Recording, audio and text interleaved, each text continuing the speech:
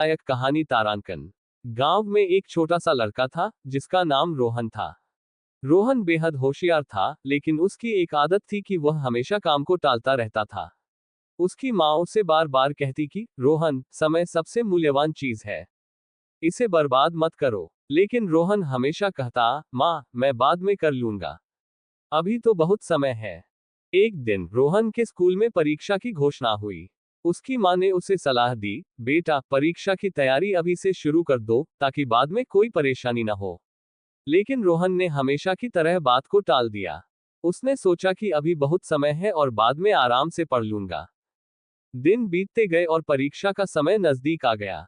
अब रोहन को चिंता सताने लगी कि उसने अब तक कुछ भी नहीं पढ़ा। उसने अपने दोस्तों से भी मदद मांगी, लेकिन समय बहुत कम था। उसकी सारी कोशिशें बेकार हो रही थीं, क्योंकि अब तैयारी करने का समय निकल चुका था। आखिरकार परीक्षा का दिन आ ही गया। रोहन ने जैसे तैसे परीक्षा दी, लेकिन उसे यकीन था कि उसके नंबर अच्छे नहीं आएंगे। जब परिणाम घोषित हुए तो वही हुआ जिसका डर था। रोहन के अंक बहुत कम आए। वह बहुत दुखी हुआ और उसे अपनी गलती का एहसास हुआ कि अगर उसने समय पर तैयारी की होती तो उसका परिणाम भी अच्छा होता। उस दिन रोहन ने ठान लिया कि अब वह कभी भी समय बर्बाद नहीं करेगा।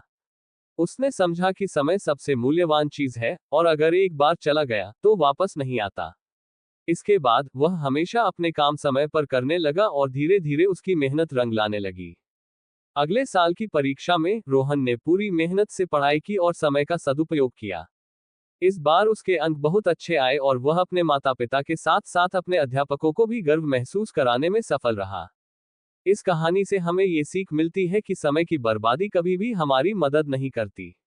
समय हमारे पास सीमित होता है और इसका सही उपयोग ही हमें सफलता की ओर ले जाता है। जब हम समय का सही इस्तेमाल करते हैं तो जीवन में हर लक्ष्य को हासिल कर सकते हैं। समय के साथ किया गया सही निवेश हमें भविष्य में बेहतर परिणाम देता है।